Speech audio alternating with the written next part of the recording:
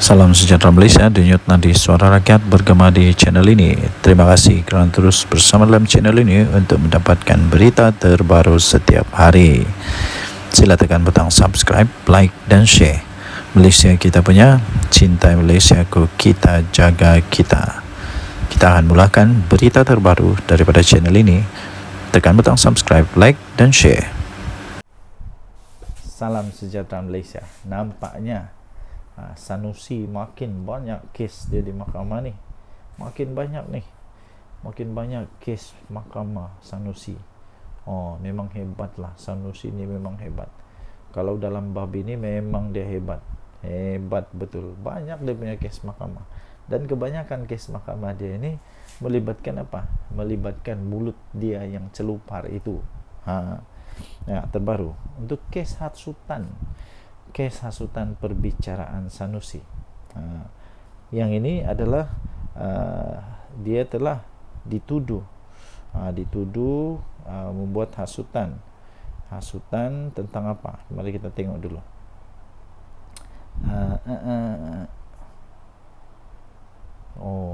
Dia telah dituduh menghasut, dan hukuman dia mengikut Seksyen 4, didakwa mengikut Seksyen 4-1-B Akta Hasutan 1948, dan beliau boleh dihukum mengikut Seksyen 4-1 Akta yang sama, membawa hukuman maksimum penjara 3 tahun atau denda 5,000 atau kedua-dua.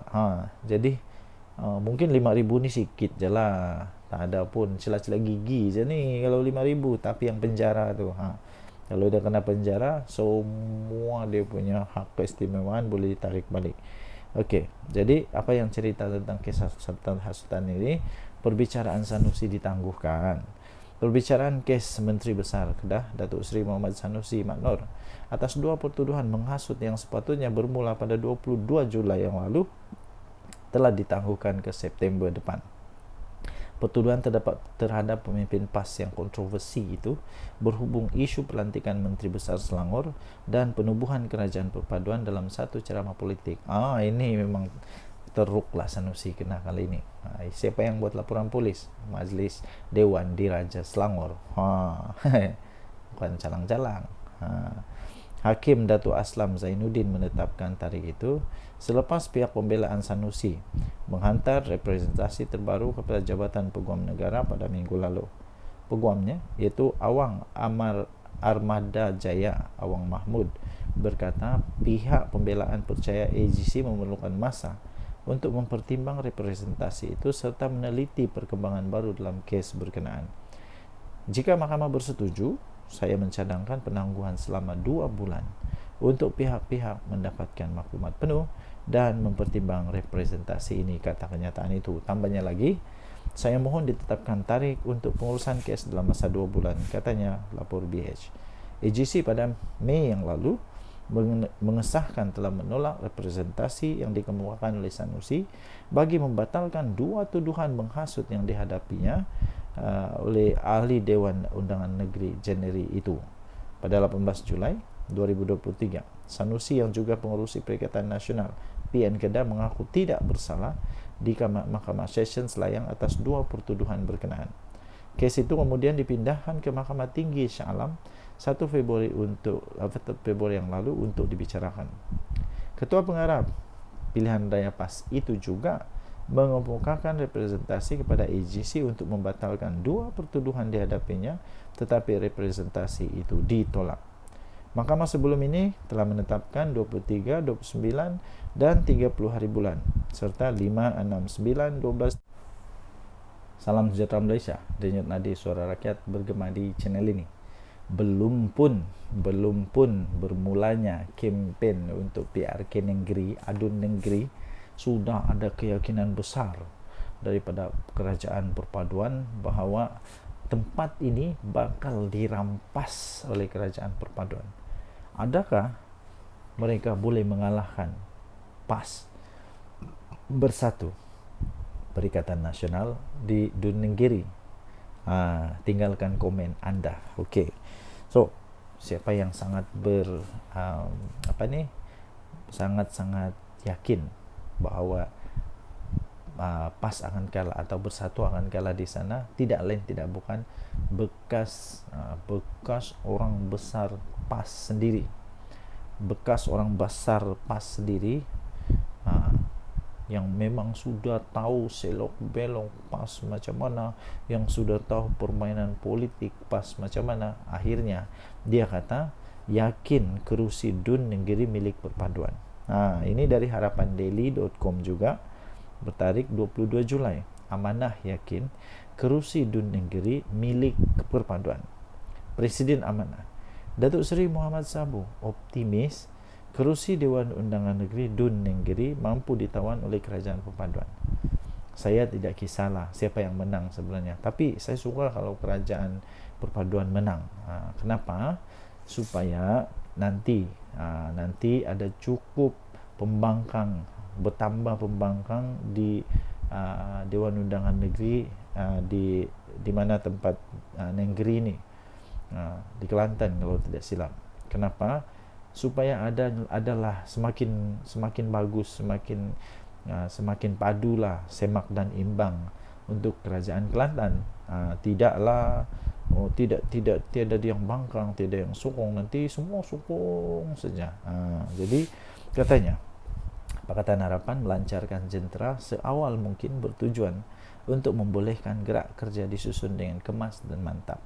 Dia kata supaya apabila masuk tempo berkempen nanti kita dapat bergerak seiring dengan parti-parti komponen dalam Kerajaan Perpaduan bagi memastikan kemenangan.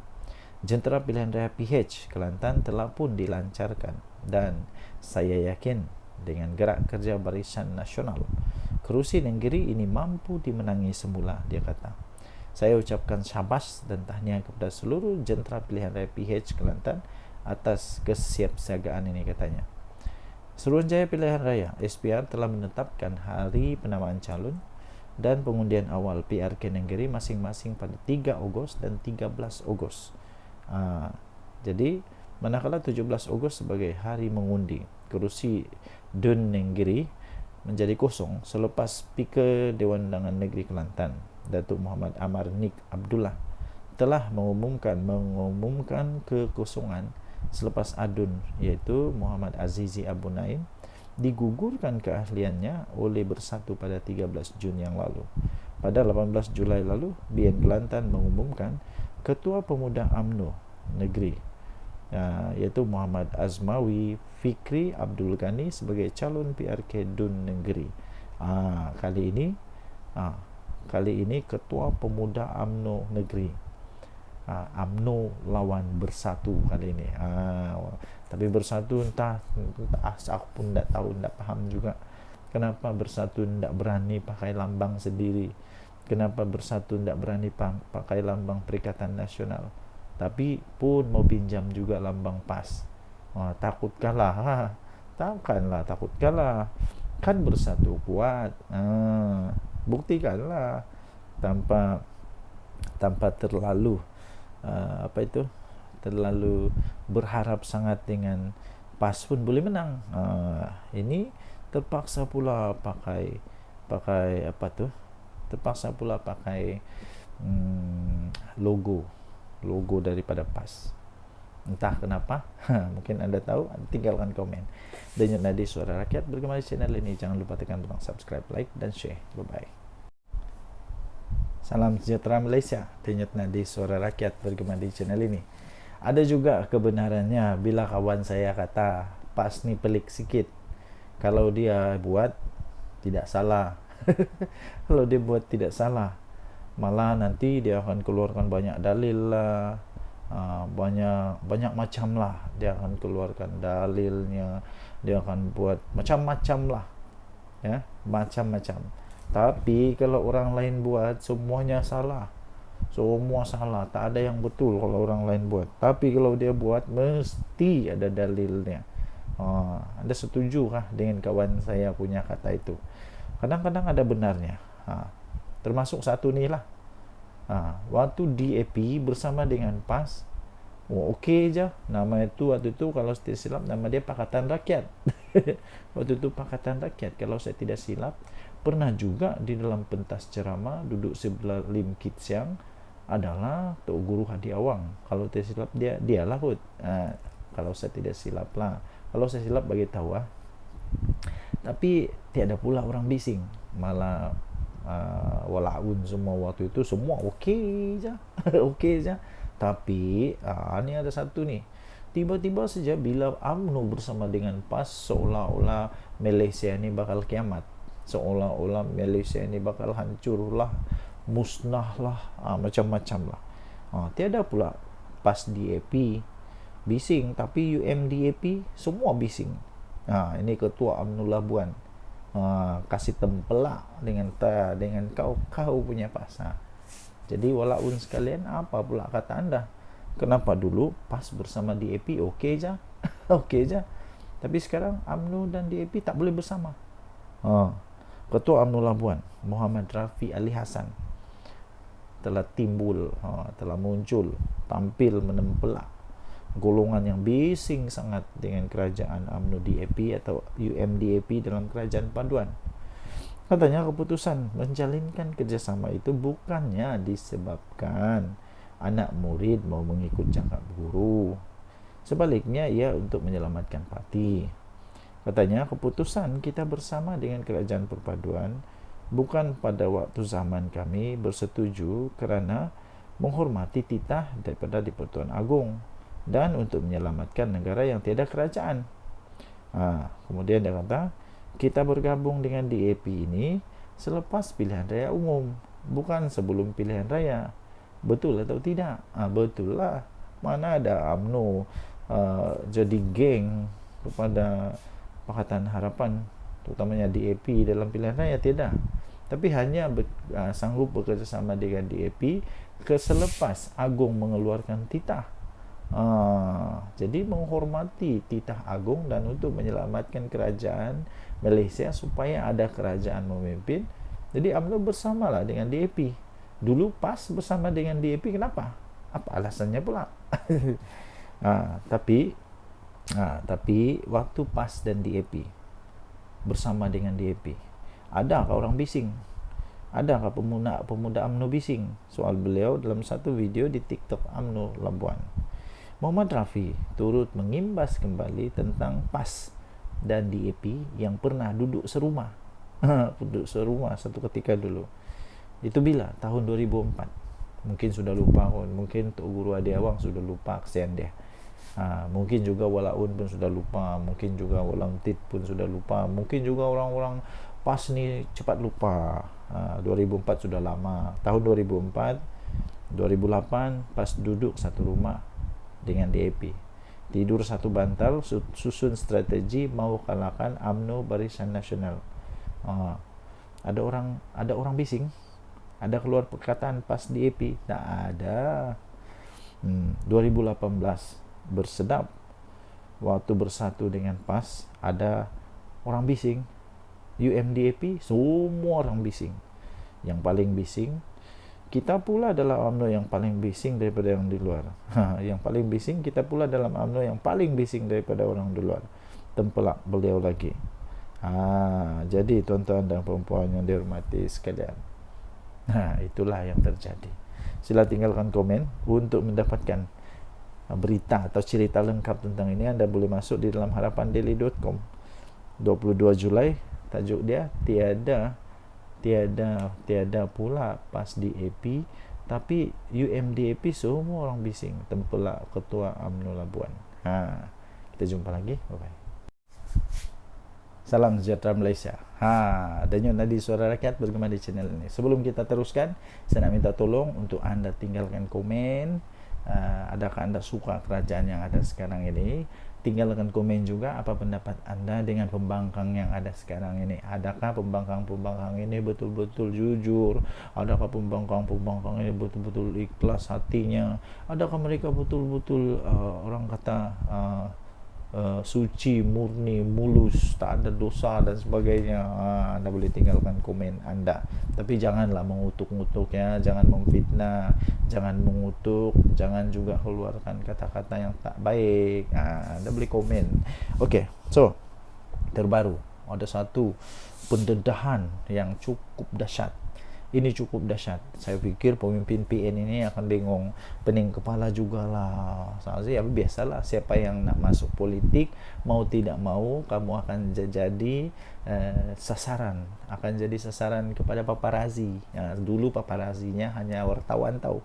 Sekarang paparazinya bukan hanya wartawan, malah seluruh netizen akan jadi paparazi. Malah paparazi dari netizen itu lebih hebat, kadang-kadang lebih hebat daripada pemberita sekalipun. Terbaru ini ada satu pendedahan terbaru ya, tuan-tuan dan puan yang dihormati sekalian. Kereta hebat betul. Tapi sebelum itu saya mau tanyalah, apa ini maksud zuhud ini? Apa maksud zuhud ini? Sampai saya pun tidak tahu apa ini zuhud. Maklumlah, saya ini budak baru belajar, jadi ada istilah-istilah yang tidak pernah dengar. Contoh yang saya pernah dengar ni zuhud. Apa ini zuhud? Z-U-H-U-D, zuhud. Ramai teruja lihat koleksi kenderaan zuhud pemimpin PN ini. Ini daripada harapandaily.com. Tarik dia 23 Julai. Ini dia. Gambar dia. Cantik gila kereta ni. Kereta Ford. Tular sejumlah banyak ni, sejumlah koleksi kenderaan bukan kelas maharin yang dikaitkan dengan seorang pemimpin Perikatan Nasional. Keupayaan pemimpin berkenaan dalam memiliki kenderaan-kenderaan terbabit telah mengundang persoalan, sehingga ada yang mengaitkan dengan Suruhanjaya Pencegahan Rasuah Malaysia SPRM. Menurut perkongsian daripada seorang pengguna X, dulunya Twitter, sekarang X, yaitu @saiful adn, dapat dilihat kereta dan motosikal berkuasa tinggi itu yang juga memiliki nombor pendaftaran kenderaan yang cukup istimewa. Gambarnya ini. Itu. Semakan daripada Harapan Daily mendapati bagi model motosikal otomatik AT di bawah siri Honda X ADV yang terpampang di media sosial itu, harganya itu bermula daripada Rp63.299. Ini bukan motosikal kelas maharin. Mungkin dia ada business code. Susulan itu rata-rata menyindir sikap zuhud pemimpin berkenaan, malah mencadangkan penduduk di negeri yang dikuasai PN itu bersepakat membaca doa kunut nazilah. Tidak kurang juga yang secara sinis berkongsi gambar penyokong pembangkang yang umum di Geralwalaun hanya mampu menunggang motosikal kapcai sambal menjual akbar rasmi pas haraka. Salam sejahtera Malaysia. Masih lagi misteri sampai sekarang ya, tuan-tuan dan puan-puan. Apa sebenarnya yang terjadi di antara PAS dengan Mat Sabu? Sebab Mat Sabu kan dulu orang kuat PAS. Kenapa dia sanggup untuk tinggalkan PAS dan kemudian dia tubuhkan parti yang disebut sebagai Parti Amanah? Jadi ramai orang nak tahulah apa sebenarnya yang berlaku, apa rahsia di sebaliknya. Mungkin anda tahu salah satu rahsia itu, anda boleh tinggalkan di ruang komen. Apa sebenarnya terjadi di antara PAS dan Mat Sabu, Menteri Pertanian kita sekarang? Apa sebenarnya yang terjadi? Dan sekarang ini ada satu artikel yang saya ingin kongsikan kepada anda. Tajuknya, Tinggalkan PAS dan Mewujudkan Amanah, Langkah Bijak Mat Sabu, 23 Julai 2024, oleh Akmal Manaf.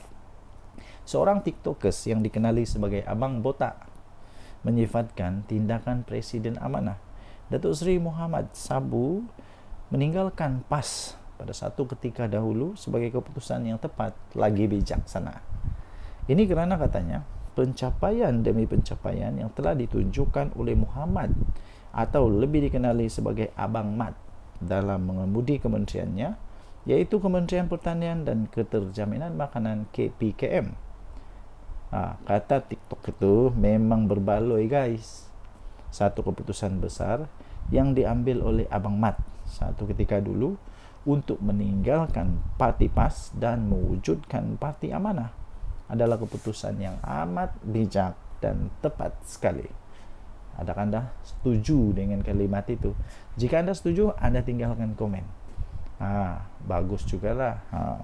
Abang Mat yang menjadi Menteri Pertanian dan Keterjaminan Makanan pada hari ini telah pun menampakkan hasil yang cukup baik dan memberi manfaat kepada seluruh rakyat Malaysia ketika kita memerlukan seorang pemimpin yang telus dan bekerja kuat.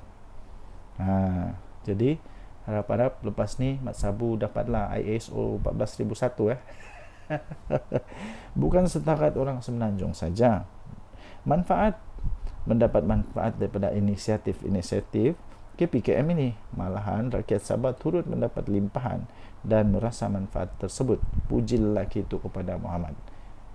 Betul tak betul? Saya rasa betul. Saya orang Sabah, saya pun sendiri nampak bagaimana orang-orang petani-petani di Sabah mendapat manfaat daripada inisiatif kementerian daripada Mat Sabu. Memang terbaik. Malah dalam video yang sama, lelaki itu juga turut menyebut tentang gerak kerja daripada Muhammad yang juga adalah ahli parlimen dari Kota Raja itu.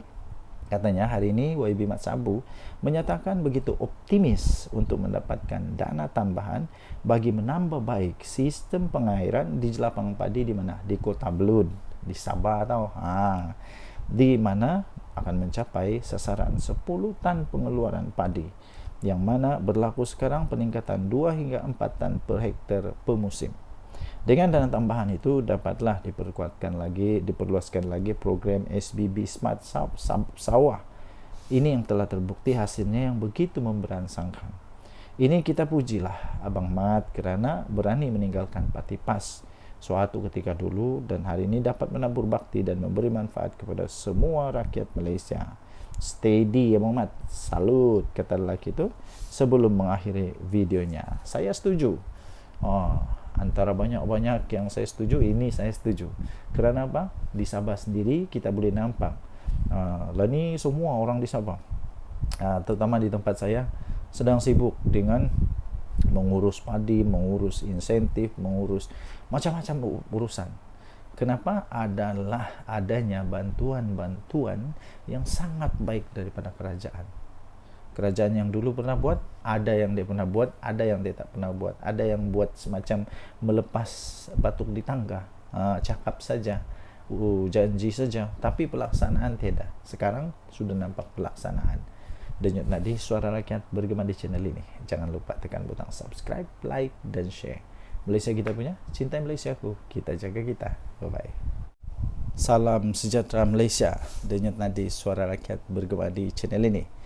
Tuan-tuan dan puan-puan yang dihormati sekalian, ada satu tajuk artikel berita yang cukup mengejutkan saya. Anda tinggalkan komen apa pendapat anda dengan tajuk berita ini, yaitu PAS sedang diperalatkan bersatu. Betulkah bersatu sedang memperalatkan PAS? Betulkah bersatu sedang tunggang PAS? Tapi kalau betul, takkanlah PAS tak sedar. Takkanlah PAS terus membiarkan dia diperalatkan oleh bersatu untuk kepentingan politik bersatu. Tak akanlah orang-orang bijak macam Hadi Awang, macam Tuan Guru Tuan Ibrahim Tuan Man, ya kan, sampai bagi sijil ISO, mesti ya, orang yang hebat, pandai, bijak. Takkanlah mereka tak sedar mereka sedang diperalatkan. Kalau betul PAS sedang diperalatkan oleh bersatu. Nah, ini daripada Harapan Daily. Walaupun Muhyiddin pernah berkata maksud PAS itu adalah parti ajaran sesat. Dulu Muhyiddin pernah cakap rupanya. Mahathir mengkritik PAS. Punca berlaku peristiwa Mamali. Wan Ahmad Faisal pula pernah berkata penyokong PAS bodoh. PAS tetap menerima mereka. Ini satu ketika dulu. Mungkin sudah dilupakan, tapi orang-orang di Malaysia tidak akan lupa itu. Sebab kenapa? Dirakam, ditulis di newspaper, di YouTube mungkin pun ada, ketika Muhyiddin Yassin kata apa? Ketika dia kata PAS itu parti ajaran sesat. Ketika waktu Mahathir mengkritik PAS, kononnya punca peristiwa Mamali. Kemudian Wan Ahmad Faisal pula pernah kata penyokong PAS ni bodoh. Jadi sekarang siapa yang bodoh? Ini lucu. Sedangkan walaupun Datuk Seri Anwar Ibrahim tidak pernah menyesatkan PAS, DAP pun tidak pernah memperbodohkan penyokong PAS atau membodohkan penyokong PAS. Amanah pun tidak pernah pun untuk membinatangkan PAS. Ketiga parti ini tetap dianggap musuh. Entah tiba-tiba Mahathir jadi kawan, Ahmad Faisal yang kata penyokong PAS bodoh tu pun jadi kawan, Muhyiddin yang kata PAS itu maksudnya parti ajaran sesat pun jadi kawan. Sebenarnya Muhyiddin sangat licik dalam permainan politik. Muhyiddin menggunakan Tun Mahathir untuk menjatuhkan Tun Abdullah Badawi, sehingga Pak Lah menzahirkan duka cita sikap Muhyiddin itu di pentas terbuka. Kemudian Muhyiddin cuba menjatuhkan Najib, kononnya kes 1MDB. Sebelum dijatuhkan, Najib telah pun bertindak lebih awal menjatuhkan Muhyiddin daripada kerusi timbalan Perdana Menteri. Tidak berputus asa, Muhyiddin sanggup menyembah Anwar di penjara. Ihsan Anwar merestukan Bersatu untuk bersama dengan Pakatan Harapan. Selepas PH berjaya memenangi PRU14, Muhyiddin mengkhianati Mahathir dan Anwar. Akhirnya dia menjadi Perdana Menteri. Sebenarnya Bersatu tidak pun mampu untuk memenangi satu pun kerusi tanpa PAS. Jika tidak percaya, cubalah PAS ambil sikap lepas tangan untuk PRK Negeri. Bersatu akan kena TKO, confirm plus guarantee. Ketika Muhyiddin menjadi Perdana Menteri, dia tidak lantik timbalan Perdana Menteri dari PAS. Malah Muhyiddin tidak pun mempercayai ulama PAS untuk memegang portfolio Menteri Agama. Mungkin Muhyiddin masih yakin kenyataannya bahawa PAS ini bermakna parti ajaran sesat. Tapi bila dah jadi kerajaan, Bersatu pula yang banyak bolot jawatan penting dalam kabinet. Manakala PAS hanya diberi jawatan berportfolio rendah dan jawatan pengerusi GLC saja. Bahkan semasa Muhyiddin Yassin jadi Perdana Menteri pun, dia lantik Ismail Sabri dari UMNO sebagai TPM. Sedangkan UMNO bukannya sebahagian daripada Perikatan Nasional. Mengapa tidak dilantik calon daripada PAS? Dan berbagai skandal mahkamah memimpin pemimpin-pemimpin daripada Bersatu, dari presiden hingga naib presiden mereka yang melibatkan anak dan menantu, dilihat PAS menjadi tukang cuci dosa-dosa tersebut. Saya tertarik dengan ulasan veteran daripada UMNO, Mustafa Yaakob, yang Bersatu, yang menyifatkan Bersatu ini tidak mampu bertanding atas kekuatan sendiri, tetapi terpaksa menumpang kekuatan sekutunya, yaitu PAS. Bersatu terpaksa pula menggunakan logo PAS untuk bertanding di PRK Dun Negiri yang akan diadakan 17 Ogos ini. Bersatu tak berani menggunakan logo sendiri atau logo Perikatan Nasional di Negiri. Sebab mereka tahu pengundi PAS tidak akan mengundi calon Bersatu. PAS dan PN hanyalah kuda tunggangan Bersatu, di mana mereka digunakan untuk menggerakkan jentera bagi pihak Bersatu. Maklumlah, Bersatu bukannya ada kekuatan jentera pun. Nampak tak betapa hinanya kedudukan PAS dalam PN? Eloklah PAS tunggang agama, Bersatu pun tunggang PAS, kata tulisan ini. Okey, jadi anda boleh baca ini di harapandaily.com 23 Julai 2024, ditulis oleh Norman Radzwan. Tajuk dia, PAS sedang diperalatkan Bersatu. Apa pendapat anda dengan tulisan ini? Anda boleh tinggalkan komen. Denyut Nadir, Suara Rakyat bergema di channel ini. Bye-bye. Salam sejahtera Malaysia. Denyut Nadir, Suara Rakyat bergema di channel ini. Sejak sekian lama orang bertanya-tanya, betulkah UMNO akan keluar dari kerajaan ni? Betulkah kerajaan ini akan tumbang kalau UMNO keluar? Soalan itu pertama. Betulkah UMNO mau keluar dari kerajaan? Betulkah Zahid Hamidi akan bawa semua MP dia, semua menteri dia letak jawatan dan jadi pembangkang? Betulkah? Yang kedua ialah betulkah bahawa mereka akan letak jawatan semua menteri-menteri UMNO? Ingat, UMNO tidak kuat macam dulu ya. UMNO bukan macam dulu lagi. Pernah dulu, kalau anda masih ingat, saya pun masih ingat, waktu itu saya sudah cukup dewasa, sekarang ni dah 40 lebih umur, jadi sudah cukup dewasa lah, cukup dewasa. Waktu itu ada istilah begini, waktu ketika UMNO masih kuat, ada istilah kata begini, apapun yang UMNO letak batu kah, letak kayu kah, letak apa sajalah diletak di mana-mana. Waktu masih kuat dulu tu, batu pun boleh menang, kayu pun boleh menang, tunggul kayu pun boleh menang, kura-kura kalau letak jadi calon pun boleh menang dalam pilihan raya waktu itu. Tapi sekarang tidak lagi. Sehingga baru-baru ini ada juga artikel kata begini, kalau UMNO tidak bekerjasama dengan mana-mana parti, tidak bekerjasama ataupun dia bertanding secara solo untuk pilihan raya umum ke-15 nanti, menurut artikel itu kata, tidak ada harapan untuk UMNO untuk menang besar lagi. Silap-silap Zahid Hamidi boleh kalah, silap-silap Tok Matasan boleh kalah, silap-silap siapa lagi, yang besar-besar lah boleh kalah, silap-silap tumbang dan boleh pupus UMNO ni. Sebab sekarang UMNO bukan macam dulu lagi. Ya, jadi kerana itu ya tuan-tuan dan puan-puan, kalaulah UMNO keluar daripada kerajaan ini, pada pendapat saya, pertama, kerajaan tak perlu risaulah. Tidak perlu risau pun. Kalau dia keluar pun, kerajaan tetap ada majoriti muda. Kerajaan Madani ini, Datuk Seri Anwar Ibrahim, tetap ada majoriti muda dan belum tumbang. Tapi dia dapat disahkan tidak ada lagi majoriti 2/3. Risikonya kepada Datuk Seri Anwar Ibrahim hanya satu, iaitu ketika pembentangan rang undang-undang pembekalan. Kalau tidak ada sokongan, dia mungkin terpaksa letak jawatan. Tapi untuk kata otomatik kerajaan Madani tumbang, itu tidak mungkin berlaku. Ya. Jadi menteri-menteri UMNO saya fikir tidak akan begitu mudah untuk meletak jawatan. Bukan mudah, lagipun ramai orang lagi berbaris menunggu. Kalau semua menteri UMNO keluar, bagus jugalah. Ada peluang untuk DAP, ada peluang untuk amanah, untuk isi tempat mereka.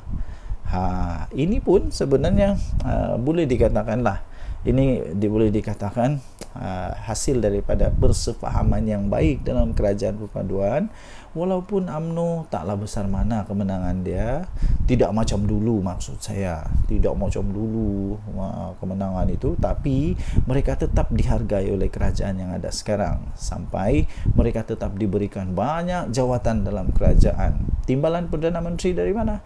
Timbalan Perdana Menteri daripada UMNO, yang sepatutnya boleh saja daripada DAP, tetapi kerana strategi politik menunjukkan bahawa mereka ini sefahaman, ada perpaduan, maka okeylah, bagilah dekat Datuk Seri Zahid Hamidi. Jadi maksud kata begini, UMNO kena sentiasa ingat bahawa mereka ada sekarang ini menjadi kuat semula, bolehlah dikatakan semakin mengorak langkah untuk menjadi kuat, kerana mereka ada satu gabungan persefahaman politik dengan Pakatan Harapan. Ya, jadi hanya satu peluang untuk UMNO dapat menang, ialah dengan bekerjasama dengan Kerajaan Perpaduan, dengan Pakatan Harapan. Kalau tidak, UMNO tak akan boleh kalahkan PAS. Itu for sure lah. UMNO susah untuk kalahkan PAS. Kalau 1 lawan 1, UMNO lawan PAS, memang belum tentu UMNO boleh menang. Okay. Walaupun di tempat DAP, walaupun di tempat yang di tempat yang bukan PAS yang menguasa. Apa pendapat anda? Sila tinggalkan komen. Denyut Nadi, Suara Rakyat, bergema di channel ini. Bye-bye. Salam sejahtera Malaysia, Denyut Nadi, Suara Rakyat, bergema di channel ini. Okey, tuan-tuan dan puan yang dihormati sekalian, sepanjang beberapa hari ini, perkara yang amat hangat di seluruh berita ataupun semua penganalisis pengulas politik ialah tentang di mana adanya konon lah, ura-ura lah, konon-konon lah, cerita kabar angin lah yang mengatakan MCA dan MIC keluar daripada Barisan Nasional. Tuan-tuan dan puan-puan yang dihormati sekalian, itu hanya berita kabar angin. Walaupun begitu, malam ini, hari ini, pagi ini, hari ini, petang ini, apa-apa sajalah masa yang anda tonton video ini, saya ingin nyatakan bahawa tidak ada keuntungan pun kalaulah MCA dan MIC keluar daripada Barisan Nasional. Apa keuntungan bagi mereka? Mungkin anda boleh berikan komen. Apa pendapat anda? Sekiranya MCA keluar daripada Barisan Nasional, adakah yang sanggup untuk menerima mereka sebagai satu gabungan politik, rakan politik di dalam gabungan? Sanggupkah Perikatan Nasional ambil MCA? Sanggupkah Perikatan Nasional untuk ambil MIC? Dan apa kelebihan MCA dan MIC kalau keluar daripada kerajaan? Tidak ada sebenarnya. Jadi tidak ada apa-apa gunanya untuk Barisan Nasional, kerugiankah, keuntungankah kalau MCA dan MIC keluar daripada Barisan Nasional? Kerugian tidak pada UMNO, tidak juga kepada kerajaan ini, kerana MIC dan MCA mereka hanya ada berapa kerusi dalam parlimen. Tidak pun sampai 5 kerusi dalam parlimen. Hanya berapa saja, MIC berapa kerusi dalam parlimen. Tidak akan menggugat apa-apa, tidak akan menjadikan kerajaan yang sekarang ada ini tumbang, apalagi kalau tukar kerajaan, tidak mungkin akan berlaku. Walaupun sebenarnya secara faktanya pun, andai kata Barisan Nasional semua keluar daripada kerajaan pun, kerajaan Madani ini tidak akan tumbang pun, tetap akan kekal menjadi kerajaan sekurang-kurangnya sampai pada PRU 16 nanti.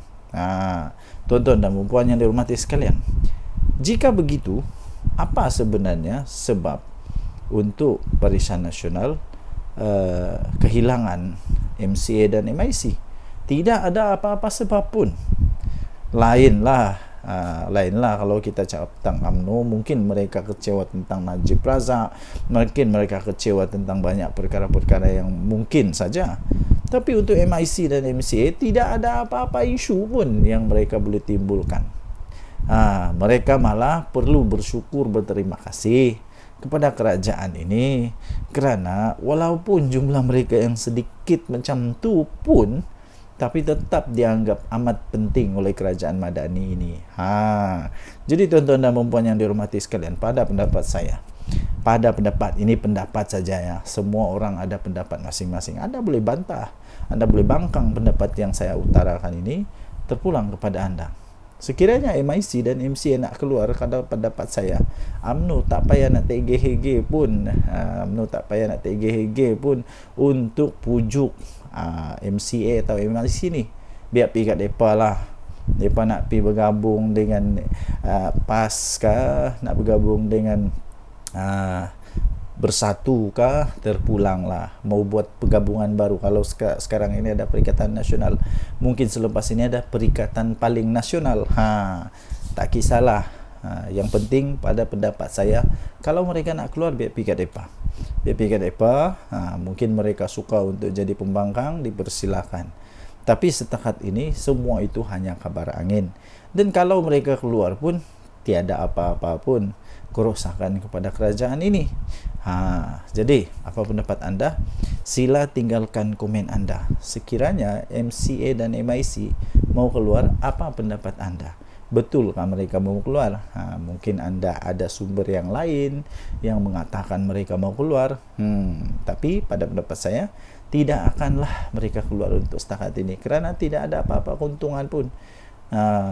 Dan saya fikir UMNO tidak akan tergugat pun. UMNO tidak pun rasa kecil hati kalau mereka keluar. Tinggalkan komen, tekan butang subscribe, denyut nadi Suara Rakyat bergema di channel ini. Bye-bye. Salam sejahtera Malaysia, denyut nadi Suara Rakyat bergema di channel ini. Okey, tuan-tuan dan puan yang dihormati sekalian, sepanjang beberapa hari ini, perkara yang amat hangat di seluruh berita ataupun semua penganalisis kah, pengulas politik kah, ialah tentang di mana adanya konon-konon lah, ura-ura lah, konon-konon lah, cerita kabar angin lah yang mengatakan MCA dan MIC keluar daripada Barisan Nasional. Tuan-tuan dan puan-puan yang dihormati sekalian, itu hanya berita kabar angin. Walaupun begitu, malam ini, hari ini, pagi ini, hari ini, petang ini, apa-apa sajalah masa yang anda tonton video ini, saya ingin nyatakan bahawa tidak ada keuntungan pun kalaulah MCA dan MIC keluar daripada Barisan Nasional. Apa keuntungan bagi mereka? Mungkin anda boleh berikan komen. Apa pendapat anda? Sekiranya MCA keluar daripada Barisan Nasional, adakah yang sanggup untuk menerima mereka sebagai satu gabungan politik, rakan politik di dalam gabungan? Sanggupkah Perikatan Nasional ambil MCA? Sanggupkah Perikatan Nasional untuk ambil MIC? Dan apa kelebihan MCA dan MIC kalau keluar daripada kerajaan? Tidak ada sebenarnya. Jadi tidak ada apa-apa gunanya untuk Barisan Nasional, kerugiankah, keuntungankah kalau MCA dan MIC keluar daripada Barisan Nasional? Kerugian tidak pada UMNO, tidak juga kepada kerajaan ini, kerana MIC dan MCA mereka hanya ada berapa kerusi dalam parlimen. Tidak pun sampai 5 kerusi dalam parlimen.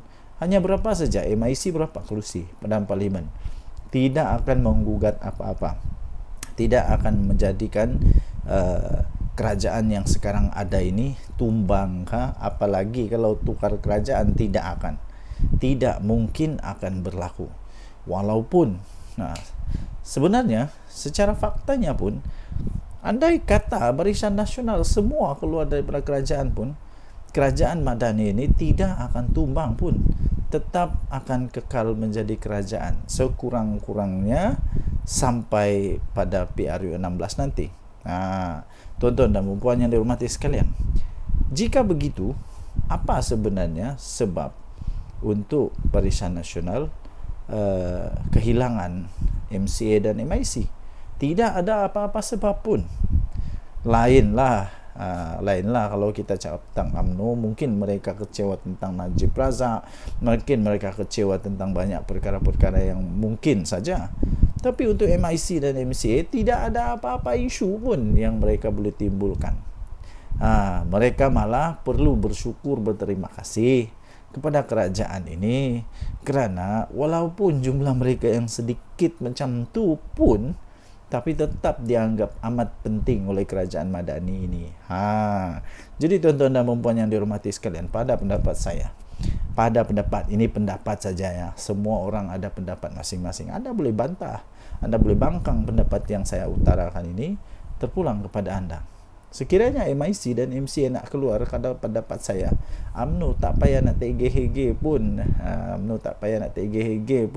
untuk pujuk MCA atau MIC ni. Biar pergi kat mereka lah. Mereka nak pergi bergabung dengan PAS kah, nak bergabung dengan Bersatu kah, terpulanglah. Mau buat pergabungan baru. Kalau sekarang ini ada Perikatan Nasional, mungkin selepas ini ada Perikatan Paling Nasional. Tak kisahlah. Yang penting pada pendapat saya, kalau mereka nak keluar, biar pergi kat mereka. Mungkin mereka suka untuk jadi pembangkang, dipersilakan. Tapi setakat ini semua itu hanya kabar angin. Dan kalau mereka keluar pun, tiada apa-apa pun kerosakan kepada kerajaan ini. Jadi apa pendapat anda? Sila tinggalkan komen anda. Sekiranya MCA dan MIC mau keluar, apa pendapat anda? Betulkah mereka mau keluar? Mungkin anda ada sumber yang lain yang mengatakan mereka mau keluar. Tapi pada pendapat saya, tidak akanlah mereka keluar untuk setakat ini, kerana tidak ada apa-apa keuntungan pun. Dan saya fikir UMNO tidak akan tergugat pun. UMNO tidak pun rasa kecil hati kalau mereka keluar. Tinggalkan komen, tekan butang subscribe, denyut nadi Suara Rakyat bergema di channel ini. Bye-bye.